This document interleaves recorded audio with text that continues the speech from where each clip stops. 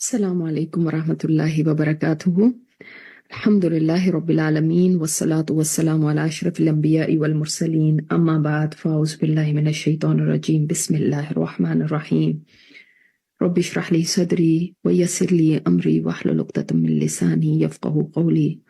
اللہم انفعنا بما علمتنا وعلمنا ما ینفعنا وزدنا علما، آمین یا رب العالمین۔ کل ہم نے دلوں کی سختی کے بارے میں بات کی تھی، اور امید ہے کہ آپ لوگوں نے دیکھا ہوگا، جائزہ لیا ہوگا اپنے دلوں کا کہ کہیں یہ سمٹمز ہمارے اندر تو نہیں ہے، اور اگر ہیں تو بہت ضروری ہے کہ ہم ان کی وجوہات کو دیکھیں، کیا ریزنز ہیں کہ ہم یہاں تک پہنچے، اور اسی کے ساتھ علاج بھی ہوگا۔ لیکن جب آپ کسی ڈاکٹر کے پاس جاتے ہیں تو پہلی چیز یہ ہوتی ہے کہ وہ آپ کی بیماری کو ڈائگنوز کرتا ہے، اور جیسے ہم نے کل کچھ چیزیں دیکھی تھی جن کو علامات کہا جا سکتا ہے، سمٹمز کہا جا سکتا ہے، ان سے ہم نے اپنی بیماری کو ڈائگنوز کرنے کی کوشش کی ہے کہ کس حد تک بیماری ہے ہمارے اندر، کیا بہت زیادہ ہے، کم ہے، یا ہے ہی نہیں۔ اگر ہمیں لگتا ہے کہ بیماری ایک فرسٹ سٹیج کی ہے یا سیکنڈ سٹیج کی ہے یا بہت بڑھ گئی ہے، جو بھی حالات ہیں ہمارے، اس کے مطابق اب کیا ہوگا؟ سیکنڈ چیز کہ دوا کے ساتھ ساتھ پرہیز بھی ہوگا۔ پرہیز ڈاکٹر آپ کو کن چیزوں سے کرتا ہے؟ وہ کہتا ہے کہ آپ مثال کے طور پہ چکنائی کھاتے تھے، اب وہ چھوڑ دیں، آپ میٹھا بہت کھاتے تھے تو میٹھا چھوڑ دیجئے، آپ بہت زیادہ یعنی بیٹھ کے کام کرتے تھے تو اب آپ ایکسرسائز کرنا شروع کر دیں۔ اس طرح کی چیزیں بتاتا ہے، یعنی کچھ چیزوں کو منع کر دیتا ہے، ان سے پرہیز بتاتا ہے، اور ساتھ ساتھ دوا دیتا ہے۔ تو آج ہم اسباب دیکھیں گے کہ کیا چیزیں ہم کرتے تھے جن کو ہم نے روکنا ہے، اور پھر ساتھ دوا بھی شروع کرنی ہے۔ ٹھیک ہے، تو اب جو چیزیں اسباب میں آتی ہیں یا جن کی وجہ سے یہ ہماری بیماری وجود میں آئی، جیسے آپ دیکھتے ہیں کہ ایک بندے کو ہارٹ کی پرابلم ہو گئی تو آپ آئلی چیزیں بہت کھاتے تھے، فرائیڈ بہت کھاتے تھے، تو جس کی وجہ سے تو اب اس کو چھڑایا گیا نا۔ اسی طرح ہم جب وجوہات دیکھیں گے نا یہاں پہ، تو آپ دیکھیں ہو سکتا ہے ان میں سے ایک وجہ آپ کے اندر ہو یا دو وجوہات ہوں جس کی بنا پہ یہ بیماری شروع ہوئی ہے۔ اب ان چیزوں کو ہم نے روکنا ہے، ان سے ہم نے پرہیز کرنا ہے۔ تو پہلی چیز ہم دیکھتے ہیں وہ یہ ہے کہ جس وقت انسان ایمانی ماحول سے دور رہتا ہے تو اس کا دل سخت ہونا شروع ہو جاتا ہے۔ یعنی انسان اگر ایسے ماحول میں اٹھتا بیٹھتا ہے، اپنا دن گزارتا ہے جہاں پہ ہر طرف لوگ غفلت کا شکار ہیں، جہاں پہ یا تو لوگ کافر ہیں، یہ بھی ہو سکتا ہے، اور بعض جگہ ہماری مجبوری ہوتی ہے، جیسے ہمیں ایسی جگہ پہ جاب کر رہے ہوتے ہیں یا ایسے لوگوں کے ساتھ کاروبار کر رہے ہوتے ہیں، مگر اس کے بعد بھی پھر ضروری یہ تھا کہ اگر ہم نے پورا دن ایسے لوگوں کے ساتھ گزارا تو اب ہم اپنی ایمان کی ڈوز لینے کے لیے ایسے لوگوں کے پاس جاتے ہیں جہاں پر ہمیں ایمان بڑھتا ہوا محسوس ہوتا ہے، جہاں پہ ہمارا ایمان تر و تازہ ہو جاتا ہے۔ لیکن جب ہم نے اس کا اہتمام نہیں کیا اور مسلسل ہم کفر کے ماحول میں رہے یا غفلت جہاں پہ لوگوں میں بہت چھائی رہتی ہے ان کے اندر رہے، تو آہستہ آہستہ ہمارا دل سخت ہونا شروع ہو گیا۔ لہٰذا اب ایسی جگہیں جہاں پہ تو ہماری مجبوری ہے کہ ہم نے وہاں پہ رہنا ہے، جیسے میں نے آپ کو کہا کہ کام کاروبار ہیں، تو اس کے بعد ہم اہتمام کریں کہیں سے ایمانی ڈوز لینے کی۔ اور جہاں پہ ہماری مجبوری نہیں ہے، مثال کے طور پہ ایسے دوست ہیں، ایسی گیدرنگز ہیں جو اللہ رسول سے دور ہیں، دین کی بات ان کے کو الرجی ان کو ہوتی ہے ان سے، جو خود گناہوں کو برا ہی نہیں سمجھتے، تو یہاں پر ہمارے دل سخت ہوئے تھے، ہم نے ان جگہوں کو چھوڑ دینا، ایسی مجلسوں کو، ایسے لوگوں کے پاس بیٹھنے کو، ورنہ دل کی سختی دور نہیں ہو سکتی۔ آپ کو دوا بھی بتا دی جائے نا، آپ کو علاج بتا بھی دے، تب بھی اگر آپ نے یہ پرہیز نہیں کیا تو علاج فائدہ نہیں دے گا۔ دوا تبھی فائدہ دیتی ہے نا جب آپ سب پرہیز کرتے ہیں۔ آپ سارا دن اٹھتے بیٹھتے ایسے لوگ میں، آپ کے دوست ایسے ہیں جن کے دل خود سخت ہوئے میں، جو بے نمازی ہیں، جو بے پردے ہیں، جو اپنی آخرت سے غافل ہیں، جو خود دنیا میں ڈوبے ہوئے ہیں، وہ ان کی زندگیاں دنیا کے گردی گھومتی ہیں، تو وہ آپ کو اللہ کی یاد کہاں کروائیں گے؟ خود سوچیں، کوشش کریں، اپنا ایمانی ماحول بنائیں، دینی لوگوں میں اٹھے بیٹھیں، دینی ماحول میں اٹھے بیٹھیں، مسجدوں میں جائیں، صرف رمضان میں نہیں، اس کے بعد بھی بچوں کو بھی وہ ماحول دیں۔ بچے بھی اسکول جاتے ہیں تو وہاں پہ ایسے لوگوں میں رہتے ہیں جو مثلاً غیر مسلم ہیں، یا جو ایسے گھروں سے آئے ہوئے ہیں جہاں پر دین کو کوئی وقت نہیں دی جاتی، تو اب بچوں کو بھی ڈوز چاہیے ایمان کی۔ اب یہ والدین کی ذمہ داری ہے کہ وہ ان کو ایسا ماحول پرووائڈ کریں۔ آپ صلی اللہ علیہ وسلم نے فرمایا کہ بھیڑیا اسی بکری کا شکار کرتا ہے جو اپنے ریبڑ سے دور رہتی ہے۔ جب آپ ایمانی لوگوں سے دور رہیں گے، ایمانی ماحول سے دور رہیں گے، کافروں سے دوستیاں رکھیں گے یا ایسے لوگوں سے دوستیاں رکھیں گے جو خود اللہ کے دین سے دور ہیں، جن کو شیطان نے شکار بنایا ہوا ہے، تو اس کے بعد پھر اپنے ایمان کا کیا حال رہ جائے گا؟ تو جب مسلسل ایسی جگہوں پر انسان رہے تو دل پھر ایمان سے خالی ہو جاتا ہے۔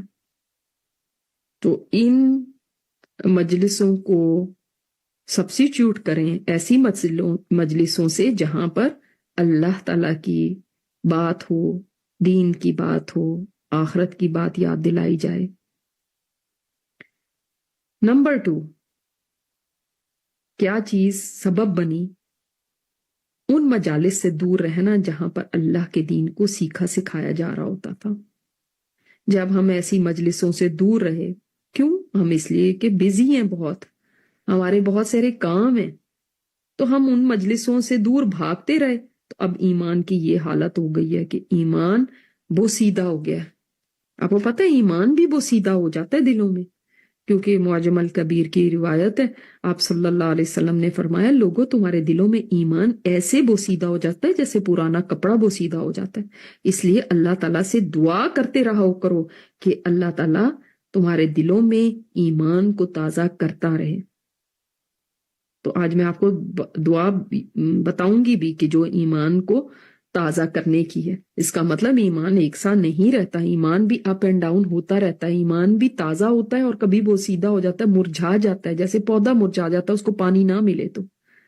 آپ اگر ایمان کی مجلسوں سے، دین کی مجلسوں سے دور رکھیں گے اپنے دل کو تو کیا ہوگا؟ ایسے ہی جیسے پودا مرجھا گیا اسی طرح ایمان بھی مرجھا جائے گا۔ اس کو بھی تو غذا چاہیے، ایمانی غذا ملی نہیں تو کیسے یہ پروان چڑھے گا؟ تو اگر دل دور ہے، اگر انسان ایسی جگہ سے غذا نہیں لے رہا، تو اب اپنے آپ کو ایسی مجلسوں میں لے کر جائیں، ایسی جگہوں پر بٹھائیں جہاں پر ایمان کی غذا ملتی ہو، جہاں پر آپ کے لیے نیکی کے مواقع ہوں، جہاں پر گناہوں سے بچنے کی ترغیب دی جاتی ہو۔ آپ دیکھتے ہیں ہم جسم کے لیے کتنا خیال رکھتے ہیں کہ اس کو پروٹین بھی ملنی چاہیے، اس کو کاربز بھی ملنی چاہیے، اس کو اتنی کیلریز ہر دن ہم نے کھانی ہے، اور ہر کوئی اپنے وزن کے معاملے میں بڑا سینسیٹیو ہے، اس کے مطابق کھا رہا ہے۔ تو جسم کی غذا کا ہم اتنا خیال کرتے ہیں، کیا روح کی غذا، اس دل کی غذا، ایمانی غذا کا ہم خیال نہیں کریں کہ جس ایمان کی بیس کے اوپر میری آخرت سنورنی ہے، اس ایمان کو ہم تر و تازہ رکھنے کے لیے کوشش نہ کریں؟ یہ تو نادانی ہے۔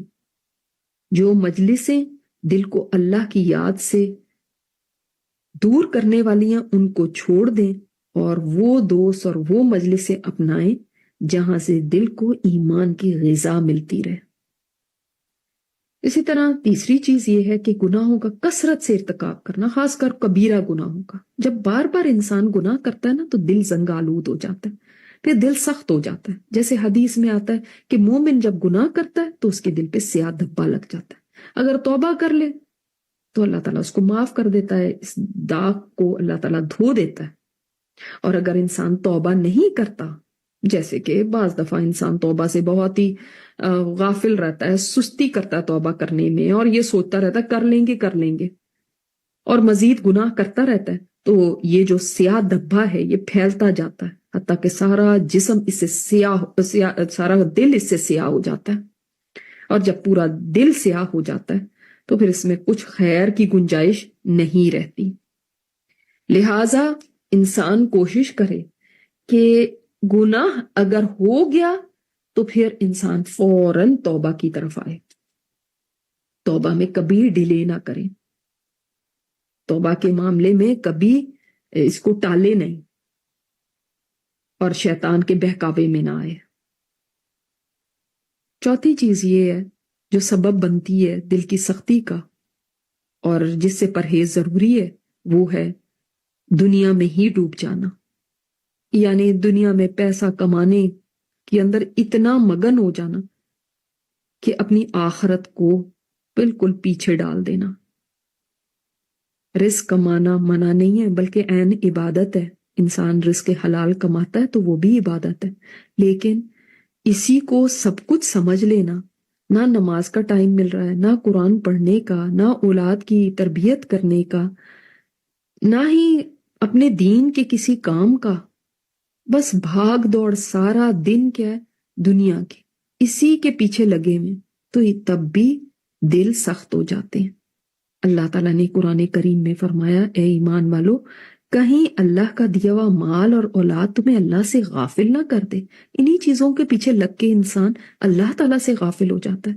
تو انسان کو تنبیہ کی گئی، وارن کیا گیا کہ یہ نہ ہو کہ یہ مال تمہیں اتنا اپنے اندر مشغول کر لے، اس کو کمانا کہ بس دن رات جاب، بزنس، اس کی دھن، دکان ہے یا کاروبار ہے، جو بھی ہے اسی کی مصروفیات اتنی زیادہ ہیں کہ کھانا کھاتے ہوئے بھی ساتھ فون رکھا ہوا ہے اور اسی میں مگن ہے، وہی دماغ پہ چھایا ہوا ہے، گھر پہ ہیں یا دفتر میں ہیں، دھیان ایک ہی طرف ہے۔ بہت کچھ ہے مگر اور کی دوڑ ہے۔ بچوں کے لیے بنا لوں، ہر ایک کے لیے ایک پلاٹ چھوڑ جاؤں، وہاں انویسٹمنٹ کر لوں، 9 اور 99 کے چکر میں پڑے ہوئے ہیں، اور یہ یاد ہی نہیں ہے کہ آخرت بھی کوئی ہے اور وہاں کے لیے بھی کوئی تیاری کرنی ہے، تو پھر دل سختی ہوں گے اور کیا ہوگا۔ پانچویں چیز جو دل کو سخت کرتی ہے وہ ہے موت کو بھول جانا، اپنی واپسی یاد نہ ہونا۔ اس کا مطلب موت کو زیادہ یاد رکھنا دل کو نرم کرتا ہے۔ اسی وجہ سے آپ جائیں ان لوگوں کے گھر میں جہاں پہ کوئی وفات ہوئی ہو، ان کے ساتھ تعزیت کریں، آپ دیکھتے بھی ہوں گے، نوٹ بھی کرتے ہوں، کیونکہ اس وقت دل انسان کا نرم ہو جاتا ہے۔ آپ صلی اللہ علیہ وسلم نے بھی فرمایا کہ کثرت سے لذتوں کو توڑنے والی کو یاد کرو۔ کیا چیز ہے جو لذتوں کو توڑتی ہے؟ موت۔ موت سے واقعی انسان کا مزہ خراب ہو جاتا ہے، اسی لیے تو اکثر لوگ موت کا ذکر بھی سننا پسند نہیں کرتے، بلکہ ان کے سامنے کوئی ذکر کر دے تو کہتے ہیں چھوڑو ان باتوں کو، کوئی اور بات کروں، کیا تم ڈرا دینے والی باتیں کر رہی ہو۔ وہ ایسی مجلسوں میں بھی جانا پسند نہیں کرتے جہاں پہ کچھ ایسی باتیں ہو رہی ہیں۔ اکثریت ہماری کیا پسند کرتی ہے؟ ہلا گلا اور بات چیت اور ہر وقت کہے لگانا اور بس یہی کی باتیں ہوتی رہیں۔ آخرت کی یاد اور موت کی یاد خاص طور پہ اس کو کرنا برا مانا جاتا ہے اور منحوس سمجھا جاتا ہے۔ تو آپ صلی اللہ علیہ وسلم نے تو فرمایا کثرت سے یاد کرو، اور ہم لوگ سوچتے ہیں کہ یہ تو نحوست ہے یہ بات کرنا بھی۔ ہم ایسے سوچتے ہیں جیسے کہ اگر ہم نے اس کی بات کر لی تو شاید موت ابھی آ کے ہمیں پکڑ لے گی یا ہم میں سے کسی پہ آ پڑے گی، حالانکہ موت کا ایک وقت مقرر ہے، اس سے پہلے نہیں آ سکنا۔ تو اصل میں تو موت ہی ہماری حفاظت کر رہی ہوتی ہے، اس سے پہلے موت آ ہی نہیں سکتی، تو جو وقت ہے اس پہ ہی آنی ہے۔ لہٰذا اپنی موت کو جب کثرت سے یاد کریں گے تو آہستہ آہستہ دل کی سختی دور ہوگی۔ تو ایسی باتیں کریں یا ایسی چیزوں کو سوچیں کہ جب میں مر جاؤں گی تو کیا ہوگا۔ قبرستان کی زیارت کریں. آپ صلی اللہ علیہ وسلم نے فرمایا قبروں کی زیارت کیا کرو، کیونکہ قبروں کی زیارت انسان کے دل کو نرم کرتی ہے، اور قبروں کی زیارت سے انسان کی آنکھوں سے آنسو رواں ہو جاتے ہیں. واقعی جب قبرستان انسان جاتا ہے تو کس لیے جانا چاہیے؟ آخرت کی یاد کے لیے جانا چاہیے. اس کے لیے جانا چاہیے کہ دل کی سختی دور ہو جائے. وہاں جائیں اور سوچیں کہ دیکھو یہ بھی تو ایک دن میری طرح ہی چلتے پھرتے تھے، آج دیکھو کہاں پہنچ گئے. اب یہ کوئی نیکی نہیں کر سکتے، اب اپنے عمل میں کچھ بھی اضافہ نہیں کر سکتے، میرا بھی یہی ٹھکانہ ہے. تو پھر یہ دنیا کی لذتیں بھی انسان کو اٹریکٹ اس طرح سے نہیں کریں گے. پھر انسان دنیا میں ڈوبنے سے بچ جائے گا اگر وہ اپنی موت کو یاد رکھے گا. کسی میت کو غسل دینے میں شریک ہو جائیں، کسی کے جنازے کو اٹینڈ کر لیں، اس سے بھی موت کی یاد آتی ہے. تو اگر ویسے نہ آئے تو چاروں ناچار ایسی جگہوں پر تو آ ہی جاتی ہے. لہٰذا ایسی جگہوں پر جائے اور یاد کریں اپنے انجام کو بھی. اسی طرح ایک بات جو دل کو سخت کرتی ہے اور جو ہمارے یہاں بہت مرغوب ہے، وہ ہے بہت زیادہ ہنسنا. آپ صلی اللہ علیہ وسلم نے فرمایا بہت زیادہ ہنسا نہ کرو. زیادہ ہنسنا دل کو مردہ کر دیتا ہے. یعنی ہر وقت ہی بس ہنسی مذاق چٹکلے چھوڑتے رہنا، کبھی سیریس ہی نہ ہونا. اور ہم سوچتے ہیں اس میں کیا حرج ہے، اور اس شغل میلے کو ہم بہت پسند کرتے ہیں.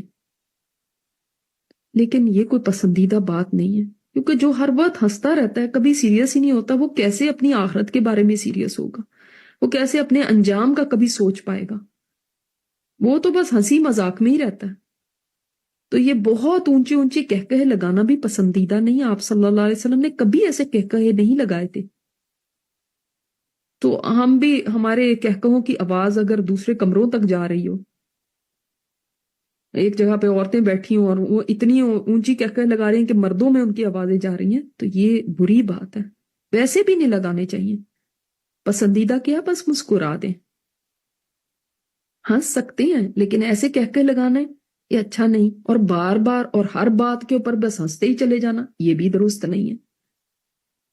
اسی طرح زبان کی جو باتیں ہیں، کثرت کلام، یہ بھی انسان کے دل کو سخت کر دیتا ہے.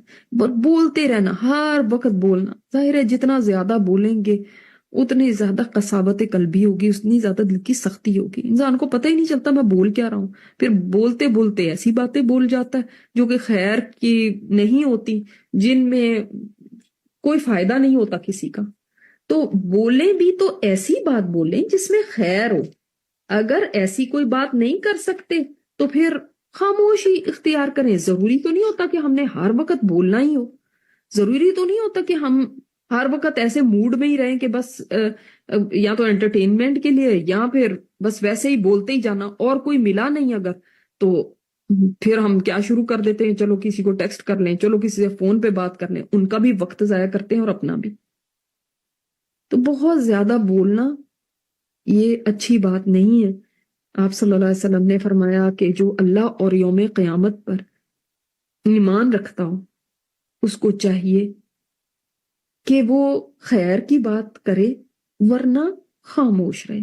خیر کی بات وہ ہے جس میں کسی کا فائدہ ہو، جس میں کوئی خیر ہو، کوئی بھلائی کی بات ہو، کوئی آخرت کی بات ہو، کوئی اللہ کا ذکر ہو، یا کوئی چلو دنیاوی کوئی فائدے کی بات ہو، تو پھر تو انسان کرے. بس یوں ہی بولتے چلے جانا، اس کے اوپر کوئی بات لگا دی، اس کے اوپر کوئی بات لگا دی، یہ درست نہیں ہے. تو جب آپ خیر کی باتیں بولیں گے یا کم بولیں گے تو آپ دیکھیں گے کہ اس سے بھی دل نرم ہوتا ہے، دل کی سختی دور ہوتی ہے. ضرورت کی بات کرنا سیکھ جائیں اگر ہم. اسی طرح ایک اور چیز جو دلوں کو بہت سخت کرتی ہے وہ ہے لوگوں میں بہت زیادہ وقت گزارنا اور اللہ تعالیٰ کے ساتھ تنہائی میں کم وقت گزارنا.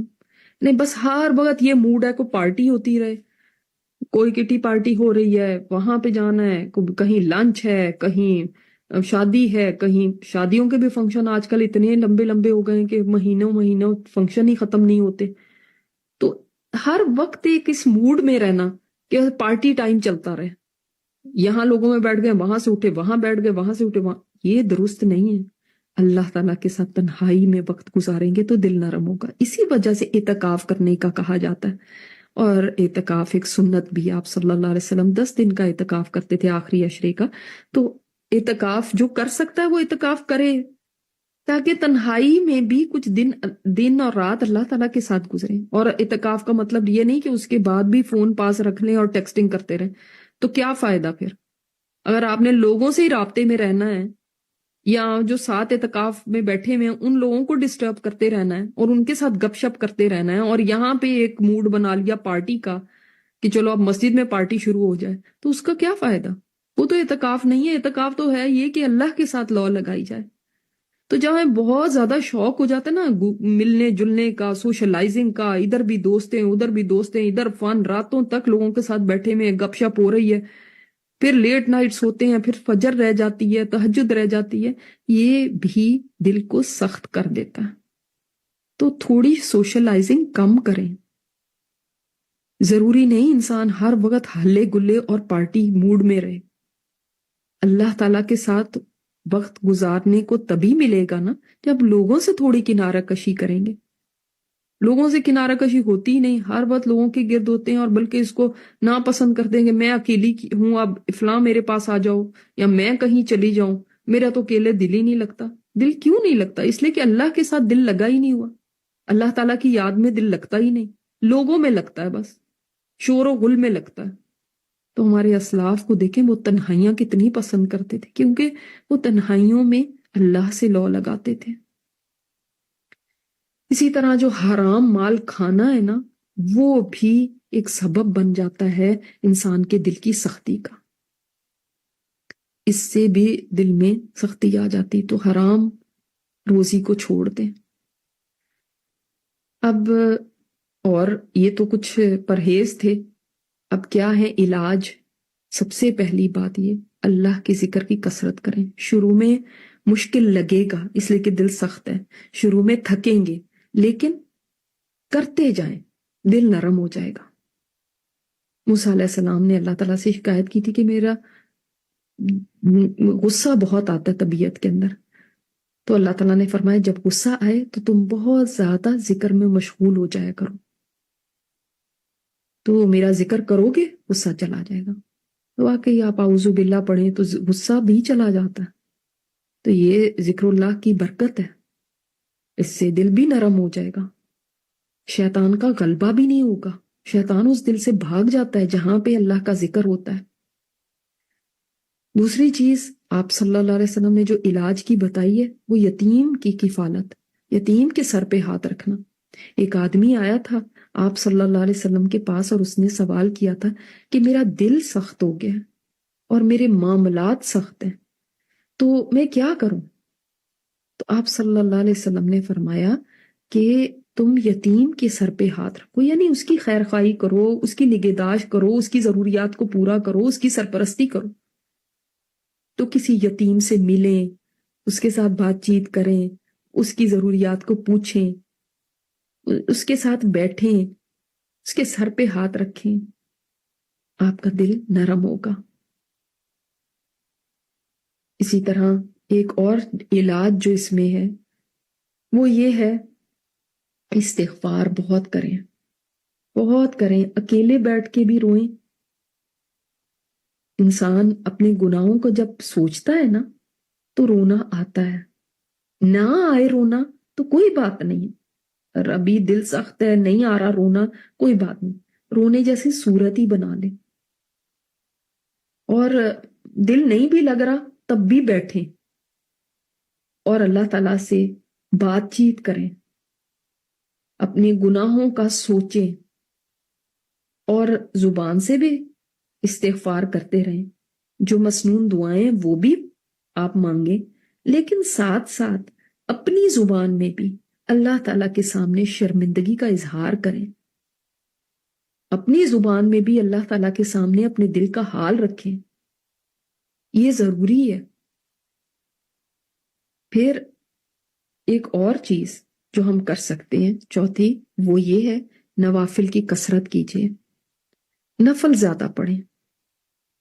اور اکیلے میں پڑھنے کی کوشش کریں، کسی کے سامنے نہ پڑھیں، کیونکہ جب سامنے پڑھتے ہیں تو انسان کو یہ ہوتا ہے کہ فلاں مجھے دیکھ رہا ہے، یا دیکھو اس کو بھی وہ بھی سوچے گا کہ میں کتنے نفل پڑھتی ہوں. نہیں، اکیلے میں پڑھیں. ایک اور چیز یہ کہ قرآن کریم کا ترجمہ سیکھیں، سمجھیں، اس کی کوئی کلاسز جوائن کر لیں، کوئی کورس جوائن کر لیں. اس سے آپ کو دیکھیں گے کہ بہت فائدہ ملے گا. کلاسز جوائن کرنے سے یہ ایک فائدہ ہوتا ہے کہ انسان خود کو باندھ لیتا ہے. ویسے تو آپ کہیں سن بھی سکتے ہیں، یوٹیوب پہ آپ کچھ لگا کے سن سکتے ہیں، کچھ کوئی لیکچر سن سکتے ہیں، لیکن جس وقت آپ کہیں اپنے آپ کو باندھ لیتے ہیں تو اس سے فائدہ یہ ہوتا ہے کہ انسان کو پھر ریگولر ہونا پڑتا ہے. ورنہ تو آج سنا کل بھول گئے، کل کسی اور چیز میں مصروف ہو گئے. تو قرآن کریم کو سیکھنے سمجھنے سے دل نرم ہوتا ہے، کیونکہ قرآن میں خود آیا کہ قرآن شفا ہے. قرآن میں غور و فکر کریں گے نا تو دل کی سختی دور ہوگی. قرآن کی کوئی آیت دل کو لگے گی، اور جب دل کو لگے ٹھہر جائیں وہاں پہ، دعائیں مانگیں. اور جو کہیں سیکھ نہیں سکتے جا کے، تو وہ آن لائن کورس لے لیں. آن لائن کورسز بھی کتنے آسان ہو گئے. سب کے پاس موبائل فونز ہیں، ان پر ساری دنیا کی اگر باتیں ہوتی ہیں تو ان کے اوپر قرآن بھی سیکھا جا سکتا ہے. تو قرآن کریم کو سیکھنے کے لیے ارادہ کر لیں. اور ہمارے ادارے سے تو فری کلاسز دی جاتی ہیں قرآن کریم کی، تفسیر کی، ترجمے کی. اور مصروفیات جن کی ہیں، یا جابز ہیں، یا اور کام ہیں، ان کے لیے بھی ہمارے پاس ایسے کورسز ہیں کہ آپ کو بالکل پتہ بھی نہیں چلے گا کہ آپ کلاس لے رہے ہیں یا کوئی آپ کی روٹین میں کوئی مشکل آئی ہے، بلکہ آسانی کے ساتھ آپ قرآن کریم کو سیکھ جائیں گے. اس سے آپ دیکھیں گے، جب آپ قرآن سیکھیں گے، تفسیر اس کی سنیں گے، آپ دیکھیں گے آپ کے دل پہ کتنا اثر ہونے لگتا ہے. یہ دلوں کو موم کر دینے والی چیز ہے قرآن. اسی طرح سیرت کا مطالعہ کریں، جیسے رحیق المختوم ہے کتاب، تجلیات نبوت کتاب ہے. تو یہ کتابیں ہیں، اوتھینٹک کتابیں، ان کو پڑھیں. سیرت کی کتابیں، کوئی سیرت کا کورس لے لیجئے، ہمارے پاس بھی سیرت کے کورس ہوتے ہیں، آپ وہ جوائن کر لیجئے. اور کوئی مشکل بھی نہیں ہے، نہ تو کوئی فیس دینی ہے، نہ تو کوئی اور کسی قسم کی اور کوئی مسئلہ ہے.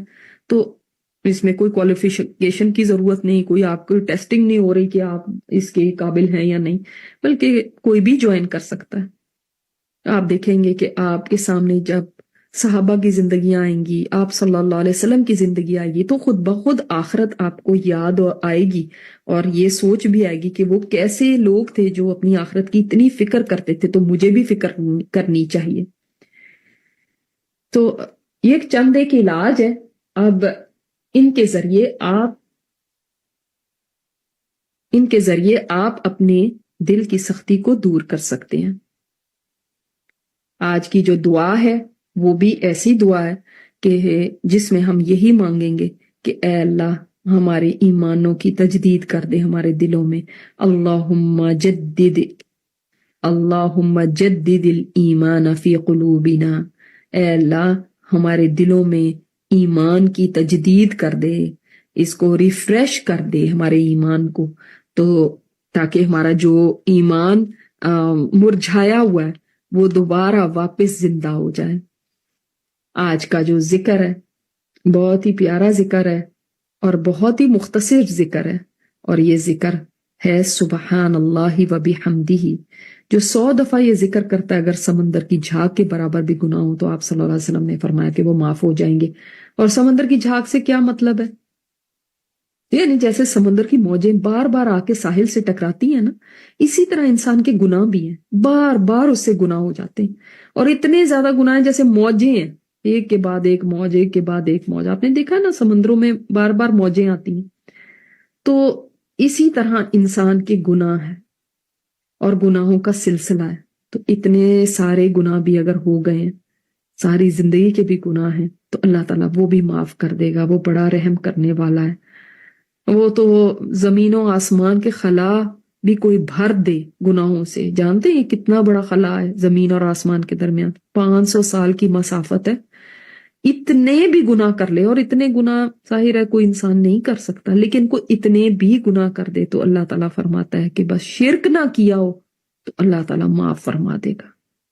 अगर इंसान अल्लाह से माफी मांगे तो, अगर इंसान माफी ही नहीं मांगता और बेपरवाह रहता है तो अलग बात है, लेकिन अगर वो माफी मांगता है, उसने शिर्क नहीं किया हुआ, तो इतने सारे गुनाह भी अल्लाह ताला माफ कर सकता है। बल्कि सिर्फ माफ नहीं, उन गुनाहों को नेकियों में बदल देगा, क्योंकि अल्लाह ताला ने फरमाया ना, इल्ला मन ताबा व आमना व अमिला अमलन सालिहन उलाइका युबद्दिलुल्लाहु सय्यिआतिहिम हसनात व कान अल्लाहु गफूरुर रहीमा। कि अल्लाह ताला के सामने जो तौबा करे, ईमान लेकर आए और साले अमल करे, तो अल्लाह ताला फिर यानी तौबा करके ये नहीं कि बस फिर वापस वही चीजें शुरू कर देनी है, बल्कि अपने अमल की भी इस्लाह कर ले, अब दुरुस्त कर ले अपने अमल को, नेकियां करना शुरू कर दे, गुनाहों को छोड़ दे, अल्लाह ताला उसके पिछले गुनाहों को भी नेकियों में बदल देगा।